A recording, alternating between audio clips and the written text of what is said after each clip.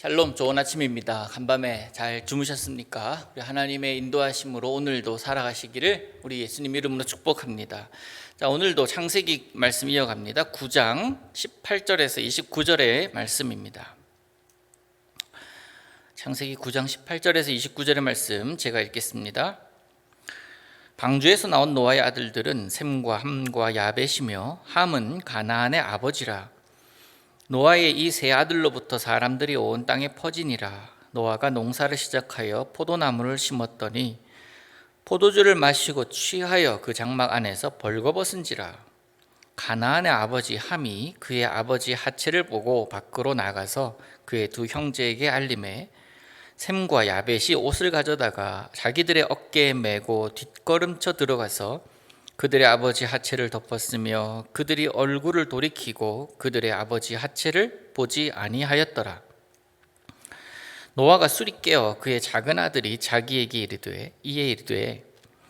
행한 일을 알고 이에 이르되 가나안은 저주를 받아 그의 형제의 종들의 종이 되기를 원하노라 하고 또 이르되 셈의 하나님 여호와를 찬송하리로다. 가나안은 셈의 종이 되고 하나님이 야벳을 창대하게 하사 셈의 장막에 거하게 하시고 가나안은 그의 종이 되게 하시기를 원하노라 하였더라.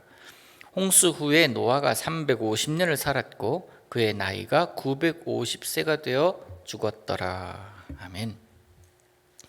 노아와 그의 가족들이 이제 방주에서 나왔습니다. 그리고는 그들로부터 전 인류가 퍼져나가기 시작합니다. 노아가 농사를 시작했다라고 성경은 기록합니다. 농사를 했다라는 것은 이제 어느 한 곳에 터를 잡고 정착하기 시작했고 또 농경사회가 시작되었음을 의미합니다. 그리고 그가 심은 나무가 포도나무 아닙니까? 포도나무에서 맺을 수 있는 열매는 포도입니다.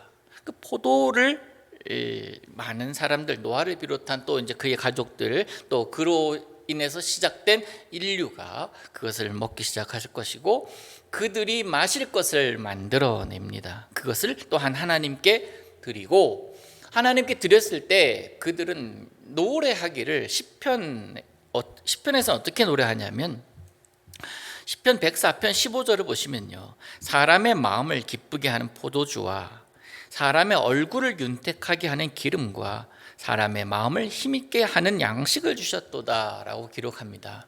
이 포도주에 대해서 사람의 마음을 기쁘게 한다라고 기록을 하고 있습니다.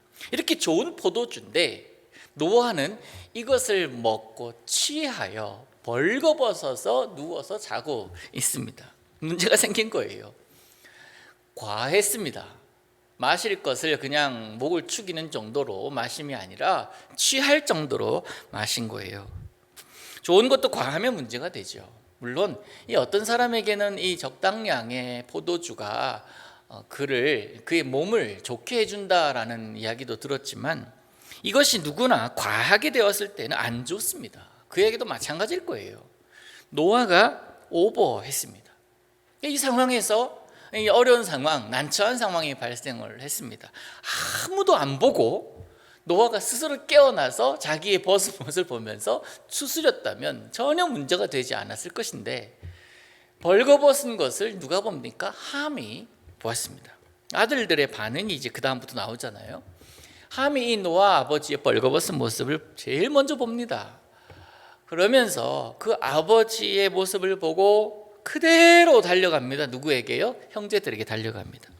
근데 이 알리러 달려가는 것은 빨리 우리가 조치를 취하자, 아니면 큰일 난다, 우리 아버지가 부끄러움을 당하면 어떡하냐라고 생각하면서 전한 것이 아니라 볼거리 생겼다, 아버지의 이 모습을 좀 봐라, 너무 우습지 않냐 라고 하는 그런 뉘앙스라는 거예요. 비아냥 문체라고도 할 수 있습니다.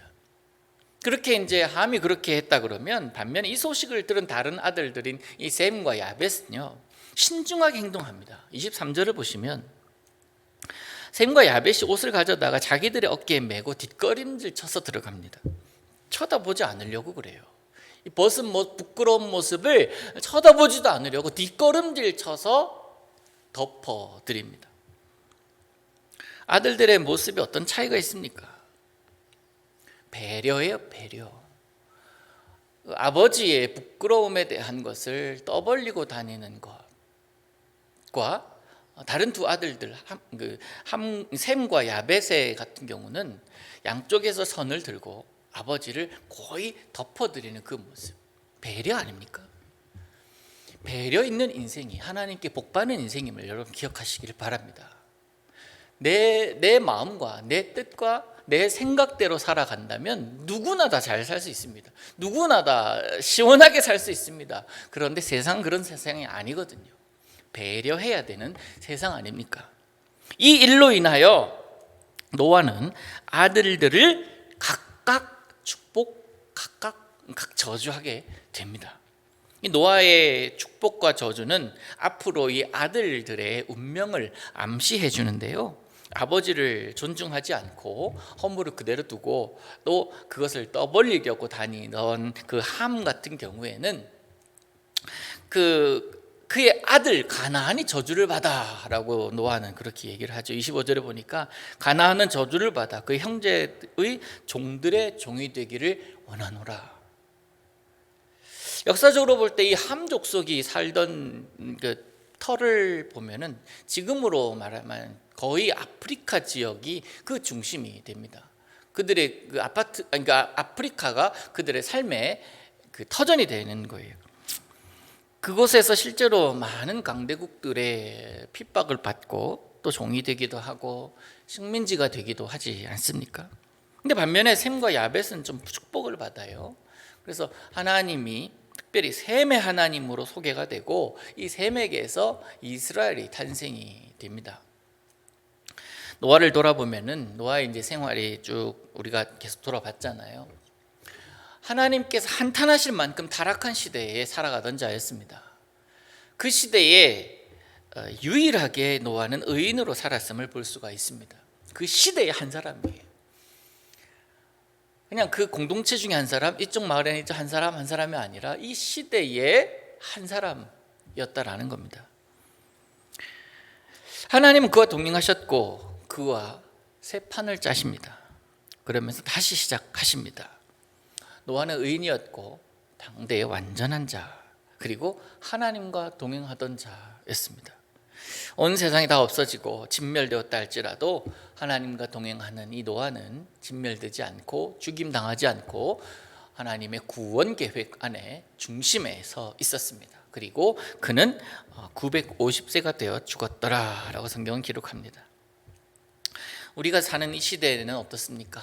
말세라고 합니다. 그리고 지각이 화산이 터지고 지진으로 지각이 흔들리고 또 상황뿐입니까? 우리가 살아가는 시대에 코로나가 지금 1년 6개월째 계속 이어져 가고 있는 이런 상황 속에서 하나님은 하나님의 사람을 분명히 기억하실 줄로 믿습니다. 진멸되어서 사라진다 하더라도 하나님 보시기에 의인은 살리십니다. 이거는 명확한 진리 아니겠습니까? 온 세상이 다 진멸되고 온 세상이 사라지고 심판의 날이 온다 할지라도 하나님께서 보시기에 의인은 살게 될 줄로 믿습니다. 그 의인이 살아가는 방법이 뭡니까? 믿음이에요. 그래서 의인은 믿음으로 말미암아 살 수 있다라고 성경은 계속 이야기하고 있지 않습니까? 하나님은 의인은 분명히 살리십니다. 그 은혜로 살게 된 자들 중에 의인으로 살아간다라고 하나님께서 인정하는 사람들 가운데 저와 여러분이 꼭 있기를 축복합니다. 하나님 의인 찾으실 때에 우리 외면하지 않으시고 너희가 도대체 누군지 모르겠다라고 하는 그런 청천벽력 같은 소리 듣는 자가 아니라 하나님, 내가 이럼에도 불구하고 하나님 열심히 믿으려고 내가 노력했습니다 라고 했을 때 내가 너 잘한다 라고 하시는 그 하나님의 음성 들으시기를 원합니다. 하나님은 사람들이 전혀 생각하지 못했던 방주 프로젝트를 행하셨습니다.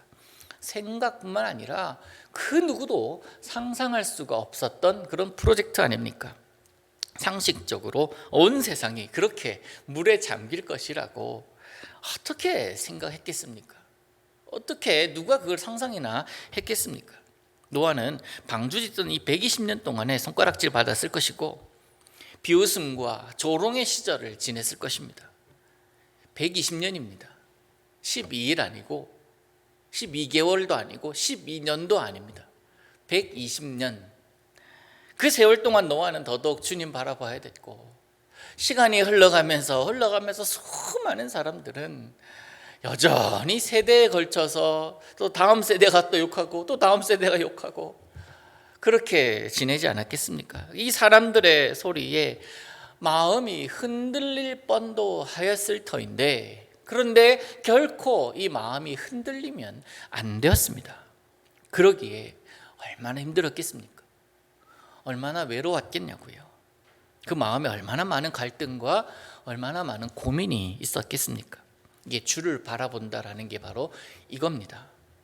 세상의 소리가 없어서 세상의 소리를 다 내가 내려놓고 이길 수 있기 때문에 주님 바라보는 게 아니라, 수많은 세상의 소리와 세상의 이야기와 나를 향한 소리가 크게 들린다 할지라도 그것 무시하고 주님 바라본다라는 거예요. 세상의 이야기가 타당하고 옳게 들린다 할지라도 그것보다 더 옳은 것이 주님이다라고 고백하면서 살아가는 것이 바로 주님 바라보는 사람이다라는 겁니다.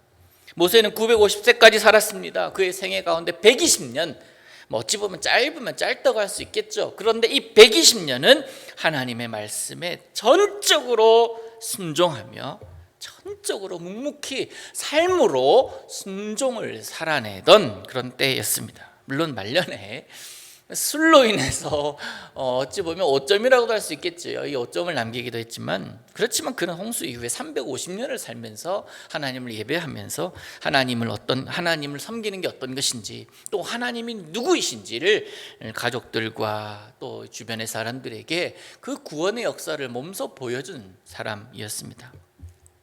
사랑하는 성도 여러분, 여러분의 오늘이 하나님께 순종하는 것이 어떤 것인지를 보여주는 그런 날이 되기를 원합니다. 우리는 하나님의 말씀에 때로는 순종하지만 때로는 순종하지 않을 때도 있습니다. 몰라서 불순종하는 것은 어쩔 수 없다 하더라도 알매도 불구하고 불순종한다는 것은 하나님 앞에서 범죄하는 모습 아니겠습니까? 의도를 가지고 불순종할 때, 그때는 하나님께서 보시기에 의인이라고 생각하지 않으실 수도 있습니다. 좀 극단적인가요? 그렇지만 이 아침에 여러분 기억할 것은요, 하나님의 사람이라면 하나님의 뜻에 순종해야 하는 것이 옳다라는 사실만을 잊지 않고 사시기를 원합니다. 하나님의 뜻을 몰라서 순종하지 않는다는 문제는 다르지만, 하나님의 뜻을 알면서도 순종하지 않는 자는 되지 않기를 원합니다. 하나님은 여러분과 함께 오늘도 오늘을 살아가실 것입니다. 하나님이 도대체 어디 있냐고 그렇게 사람들이 나를 보면서 물어보는 것이 아니라, 저 사람 좀 다른 것 같아, 그런 이야기 들으면서 사시는 이날 보내시기를 원합니다. 그런 소리를 통해서 여러분이 하나님의 사람임이 확실히 드러나는 이 날이 되기를 우리 주님 이름으로 축복합니다. 하늘에 계신 우리 아버지여, 이름이 거룩히 여김을 받으시오며 나라의 임하옵시며 뜻이 하늘에서 이룬 것 같이 땅에서도 이루어지이다. 오늘날 우리에게 일용할 양식을 주옵시고, 우리가 우리에게 죄 지은 자를 사하여 준 것 같이 우리 죄를 사하여 주옵시고, 우리를 시험에 들게 하지 마옵시고 다만 악에서 구하옵소서. 대개 나라와 권세와 영광이 아버지께 영원히 있사옵나이다. 아멘.